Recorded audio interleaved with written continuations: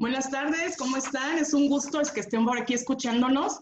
Bueno, en primer plano quiero decirles que esta es la primera de muchas otras intervenciones que tendremos y explicaremos cómo se vive el derecho del trabajo en México, en específico en la reforma laboral que ha sufrido nuestro país, tanto en la reforma de carácter constitucional como en la reforma a la ley reglamentaria. Para eso tenemos un invitado de lujo que domina la materia colectiva, el maestro Alejandro Avilés Gómez, que me hizo el favor de aceptar esta invitación.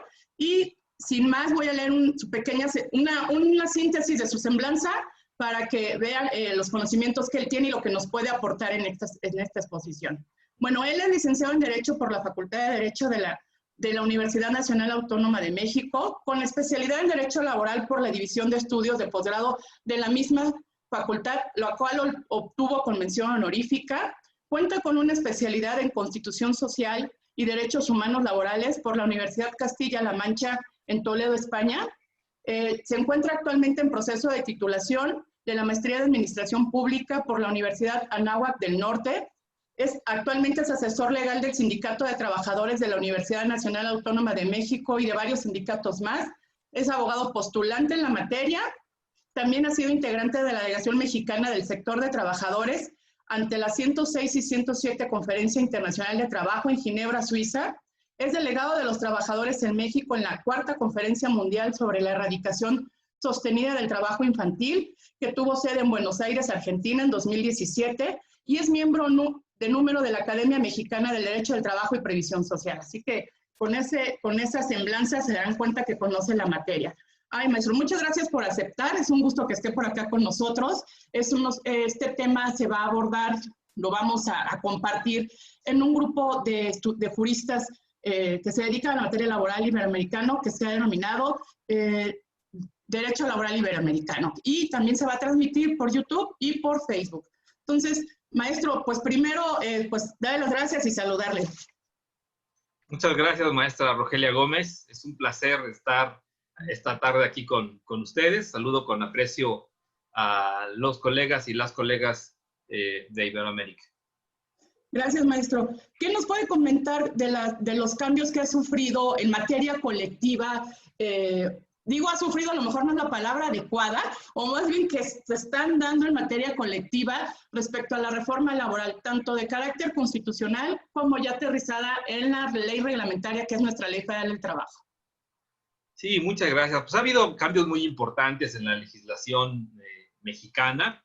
Uno de esos primeros cambios fue el que se dio el 24 de febrero de 2017, 100 años después de haberse promulgado la Constitución y de manera particular el artículo 123, muy conocido entre los colegas, pues se modificó este artículo. Fue una de las reformas más profundas que ha tenido a lo largo de esta historia.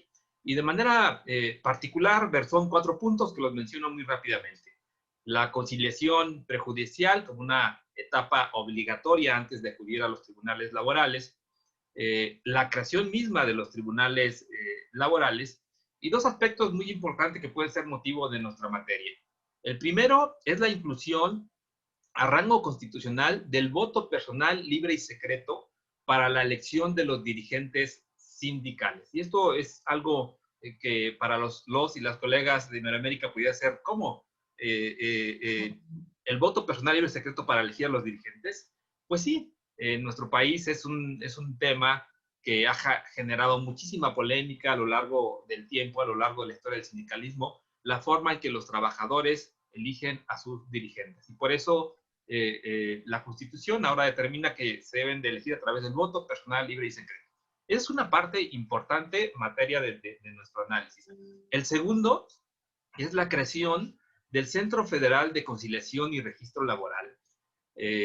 Comentarle a los colegas que en México, siendo un país con carácter federal, pues está digamos, el gobierno federal y están las entidades federativas o pues en otros países los conocerán de otra manera. Y entonces los sindicatos, los contratos colectivos, se registraban cada uno de ellos en su respectiva entidad federativa. Y también a nivel federal, es decir, en México hay 32 entidades federativas, está el gobierno federal, y luego entonces había 33 entidades que conocían del registro de sindicatos, del registro de contratos colectivos de trabajo, y esta creación de este Centro Federal de Conciliación y Registro Laboral viene a centralizar, a federalizar el registro de los contratos colectivos de trabajo. Significa que en lo sucesivo ya no habrá 33 entes que conozcan del registro de sindicatos y de contratos colectivos, sino que ahora será un centro el que conozca de la constitución, de la modificación, etcétera, etcétera, de los sindicatos. Esto como una parte administrativa en la que una autoridad laboral reconoce a un sindicato y le da personalidad jurídica a través de un documento que es una constancia simplemente de registro, que les da, digamos, la posibilidad de actuar ante terceros. Es decir, todos sabemos que los sindicatos se pueden constituir sin autorización previa, pero para ejercer derechos ante terceros, pues sí requieren de un reconocimiento legal, y es precisamente este Centro Federal de Conciliación y Registro Laboral que se va a encargar ahora de la totalidad de esos registros sindicales. Y esos dos aspectos son los que, digamos, con la reforma constitucional, son los más relevantes en materia colectiva. Ok, gracias, maestro. También quisiera que nos ampliara un poquito más respecto de la influencia que tuvo el convenio 87 y sobre todo el 98, que fue ratificado por México en el 2018, si no mal recuerdo, en esta reforma de carácter colectivo. Sí, por supuesto. Bueno, como saben, México ya había ratificado el convenio 87 desde 1950, el 1 de abril de 1950, pero no lo había hecho con el convenio 98. La ratificación de este convenio 98, relativo a la aplicación de los principios del derecho de sindicación y de negociación colectiva de 1949, pues fue producto de varios aspectos. Primero que nada, fue producto de la presión del sindicalismo independiente en México para que México ratificara este convenio. Y en segundo término, los tratados de libre comercio también han, vamos a decirlo así, obligado al Estado mexicano a ratificar el convenio 98 como una condición para que pues México pueda suscribir tratados de libre comercio con otros países. Y así, por ejemplo, el llamado Tratado Transpacífico, que se pretendía firmar con Estados Unidos, México y Canadá, pues parte de sus requisitos era modificar la legislación mexicana, crear tribunales laborales, pero también ratificar convenios como el 98. Y digamos que, no obstante que ese Tratado Transpacífico inicial se frustró y que posteriormente México ratificara lo que se conoce como el TEMEC, otro tratado de libre comercio, pero que trae capítulos relativos a las cuestiones laborales y que prácticamente obliga al Estado mexicano a tener su legislación acorde al convenio 87, al convenio 98.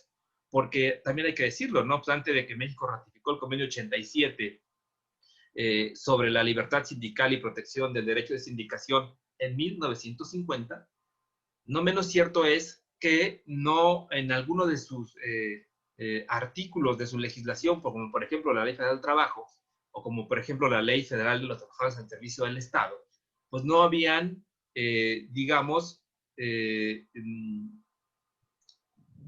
empatado esas disposiciones de los convenios a la normatividad interna. Entonces, México tuvo que ratificar el convenio 98, 70 años después de haberse adoptado por la OIT. Es decir, que México lo ratificó el 20 de septiembre de 2018, fue depositado en la Oficina Internacional del Trabajo el 23 de noviembre de 2018 y entró en vigor el 23 de noviembre de 2019. Es decir, el convenio 98 recién cumplió un año de vigente en nuestro país. Y es un tema importante porque convenio 87, convenio 98, digamos que sirvieron de base para, no solamente para la reforma de la Constitución, sino también para la reforma a la Ley Federal del Trabajo del 1 de mayo de 2019. Ok, bueno, pues muy claro. Y con estos convenios y la adecuación tanto de la Constitución como de la Ley Federal del Trabajo, donde entonces ya se requiere esta legitimación para poder obtener una firma de un contrato colectivo, donde también para elegir dirigentes en las organizaciones sindicales, ¿usted considera que se empodera al trabajador, se le da el verdadero poder donde debe de estar y que esto, y también por otro lado, que sea una medida para contener lo que nosotros conocemos acá en México como contratos de protección y tanto sindicalismo blanco que no ha venido a contribuir a la mejora de las condiciones laborales? Sí, por supuesto. Primeramente, habremos de decir que la reforma a la Constitución del 24 de febrero de 2017, digamos que la Gaceta, conocido en nuestro país como el Diario Oficial de la Federación, mediante el cual se da a conocer aspectos como una reforma a la Constitución, hace referencia a un decreto por el que se declaran reformadas y adicionadas diversas disposiciones de los artículos 107 y 123 en materia de justicia laboral. Sin embargo, la armonización de la Ley Federal del Trabajo con los nuevos mandatos de la Constitución del 1 de mayo de 2019 dice que es un decreto mediante el cual se reforman, adicionan y derogan diversas disposiciones de la Ley Federal del Trabajo, de otras leyes, pero dice en materia de justicia laboral, de libertad sindical y de negociación colectiva. Entonces, esto significa que la reforma principalmente tuvo como objetivo el tema de la negociación colectiva, el tema colectivo. Y bueno, ¿qué trae de novedades? Pues trae muchísimas novedades porque en efecto la reforma pretende empoderar a los trabajadores para que estos, en todo caso, tengan dirigentes sindicales que sean electos a través de la auténtica y verdadera voluntad de los trabajadores. ¿Qué pasaba en nuestro país? Pues que los dirigentes sindicales se elegían por aclamación, a mano alzada, voto indirecto, y eran precisamente los trabajadores quienes no participaban de estas decisiones. Ahora lo que se pretende es que ningún dirigente puede ser electo si no es a través del voto personal libre y secreto, y esto a la vez está considerado en otros aspectos de la negociación colectiva. No solamente el voto personal libre y secreto está presente para elegir al dirigente sindical, sino también el voto personal libre y secreto está presente para lo que usted atinadamente comentó, que es cuando se pretende la firma, la negociación de una convención colectiva o de un contrato colectivo de trabajo, como lo llamamos acá en México, pues se requiere que los trabajadores den la autorización a su dirigente para que éste pueda llevar a cabo una negociación a partir de algo que se ha denominado la legitimación o la constancia de representatividad, en la que los trabajadores respaldan a su dirigente para que éste inicie la etapa de la negociación colectiva. Pero no solamente el voto personal libre y secreto se exige para eso, sino también para cuando el dirigente sindical, su comisión revisora o negociadora, llegaron a un preacuerdo con el empleador, también lo vuelvan a someter a los trabajadores a efecto de que estos, en voto personal libre y secreto, determinen si es de aceptar los alcances del convenio que tiene la directiva con su empleador o si es de rechazarlo. Y entonces es ahí donde los trabajadores tienen el poder de decidir si el dirigente sindical está haciendo bien o está haciendo mal en tratándose de la negociación colectiva. Pero no solamente la reforma constitucional y legal traen estos alcances, traen muchos más. En nuestro país, la negociación colectiva, los contratos colectivos de trabajo, se han caracterizado por ser un instrumento de chantaje, de corrupción de algunos dirigentes sindicales, porque en la negociación colectiva no participan trabajadores. Únicamente es el líder sindical quien plantea al empleador una revisión de su contrato colectivo, una modificación del contrato colectivo. Al final del día los trabajadores no lo saben, no se enteran y muchas veces el dirigente sindical se desiste de sus planteamientos, de sus exigencias, de su pliego petitorio de un momento a otro sin consultar a los trabajadores y el resultado es que los trabajadores siguen exactamente igual y esto termina muchas veces pues en un chantaje o en un acto de corrupción. Se supone que la reforma constitucional y legal trae como objetivo que eso ya no suceda.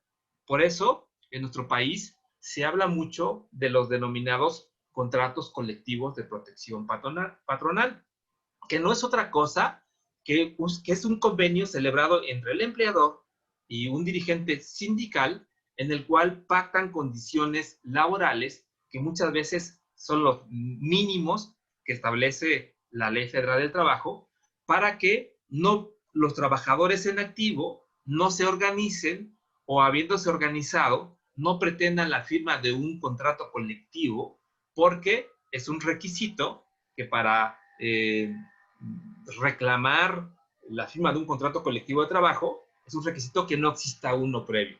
Y entonces, al existir uno previo firmado con quién sabe qué sindicato, con quién sabe qué dirigente sindical, pues inhibe que los trabajadores puedan organizarse. Entonces, lo que ahora la ley establece es que ese tipo de contratos deberán legitimarse en los próximos 4 años. Significa que los trabajadores tendrán que ser convocados para que determinen, primero, si conocen su contrato colectivo de trabajo. Eso es muy importante. Y segundo, si lo conocen, si están de acuerdo con el contenido. ¿Y qué va a suceder? Porque hay muchos contratos colectivos, digamos, en el papel, pero que materialmente no rige a los trabajadores, no los cubre. Y lo que va a suceder es que sindicato y empleador que no se sometan al proceso de legitimación de un contrato colectivo de trabajo en los próximos 4 años, en automático quedarán cancelados sin que sea en detrimento de los trabajadores, porque seguirán privando las mismas condiciones laborales y dejando abierta la posibilidad que los propios trabajadores pues vayan a una verdadera negociación colectiva en la que tengan un contrato colectivo de a de veras. Se apuesta porque los sindicatos en México no solamente sean democráticos al interior, sino que también estén legitimados al exterior frente al empleador para llevar a cabo negociaciones colectivas. ¿Qué se pretende? Pues sí, precisamente empoderar a los trabajadores, terminar con los contratos colectivos de protección patronal, pero también la de incentivar la negociación colectiva, también la de incentivar a los trabajadores para que puedan constituir sindicatos y puedan, en todo caso, tener mejores condiciones laborales. Gracias, maestro, súper bien explicado. Entonces, ¿podría ya manera de conclusión decirnos lo que ya casi nos está diciendo, los beneficios y si en realidad, veo que sí, pero yo quisiera que nos dijera usted como experto, esta reforma laboral va a llegar a donde tiene que llegar, se va a evitar las malas prácticas y si este Centro Federal de Conciliación y Registro Laboral también va a ser encargado de cuidar, vigilar los derechos democráticos de los trabajadores o su alcance solo va a ser de papel, de que acrediten una legitimación a través de la constancia de representatividad, o si en realidad va a vigilar estos derechos? Muy buena pregunta. El Centro Federal de Conciliación y Registro Laboral tendrá facultades de verificación de que los sindicatos están cumpliendo con lo que la Ley Federal del Trabajo ahora establece. Así, por ejemplo, en el proceso que comentamos de legitimación de los contratos colectivos, en los próximos 4 años, los sindicatos tendrán que dar aviso al centro, decirle que van a someterse al procedimiento de legitimación ante los trabajadores, y el centro habrá, en todo caso, de auxiliarse de los inspectores del trabajo para que puedan darse cita en el centro laboral y verificar que en efecto son los trabajadores quienes están participando, que son los trabajadores quienes a través del voto personal libre y secreto están tomando las decisiones. Pero también el Centro Federal de Conciliación y Registro Laboral puede intervenir cuando la directiva sindical o cuando el 30% de los trabajadores sindicalizados solicita su intervención a efecto de que verifiquen el cumplimiento de los requisitos que la ley establece, por ejemplo, para la elección de una directiva.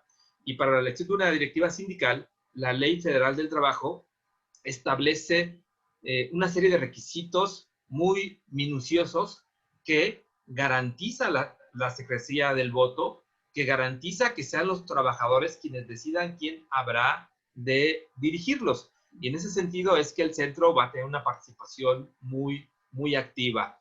Me parece que la apuesta es para que materialmente se concreten las reformas y no únicamente sea un instrumento que esté en el papel para cumplir con requisitos externos o exigencias externas. Pero también hay que decir que la legislación laboral de nuestro país, la Ley Federal del Trabajo, tuvo como base mínimas el Convenio 87 y Convenio 98, y el objetivo es finalmente que sean los trabajadores quienes participen en la toma de las decisiones.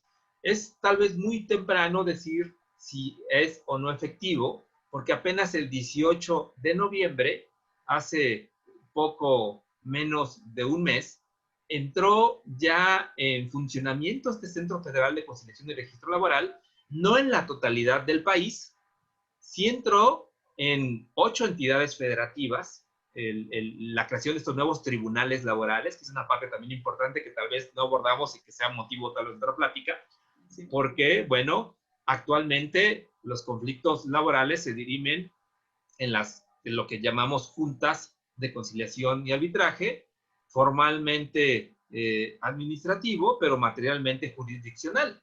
Y entonces aquí muchos colegas se preguntarán, bueno, ¿cómo es que la justicia laboral en México no se dirimía en tribunales laborales que dependan del poder judicial correspondiente? Ahora se apuesta a eso, pero digamos que es un tema muy amplio, pero lo que sí hay que decir es que ya hay 8 entidades federativas que tienen tribunales laborales a cargo del Poder Judicial de la Federación, y en el que el Centro Federal de Conciliación y Registro Laboral, que como dijimos al inicio, se va a encargar del registro de la totalidad de los sindicatos y de los contratos colectivos, ya están trabajando por lo que hace a 8 entidades en el país, y que en los próximos 2 años habremos de tener ya prácticamente puesto en marcha este nuevo sistema de justicia laboral en nuestro país a lo largo y ancho de la República. Maestro, pues muchísimas gracias por sus aportaciones. Ha sido muy claro, muy puntual. Le agradezco, pues ya el tiempo está encima de nosotros. Y pues si gusta algún comentario final para redondear, ahora sí que poner la cereza del pastel de esta plática.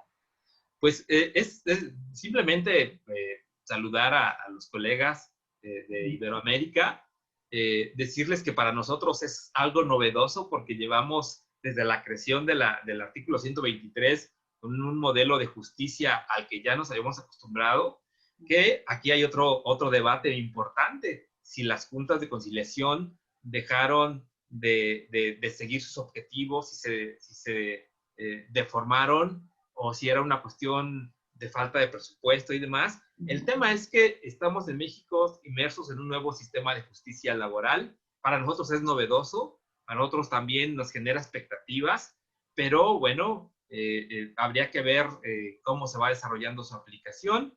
Esperamos que esto tenga resultados en los trabajadores, que la tasa de sindicalización pueda elevarse, pero que también la negociación colectiva sea de veras, de verdad, que sea de calidad y que sean los propios trabajadores quienes determinen su futuro a través del empoderamiento que la legislación laboral ahora les otorga. Muchas gracias, maestro. Muchas gracias por compartir sus conocimientos y sobre todo de forma tan clara y con conceptos tan fáciles de entender para que nuestros compañeros juristas de Iberoamérica pues entiendan un poquito de cómo vivimos el derecho del trabajo en México. Muchas gracias. Buenas noches. Al contrario, maestra. Buenas noches.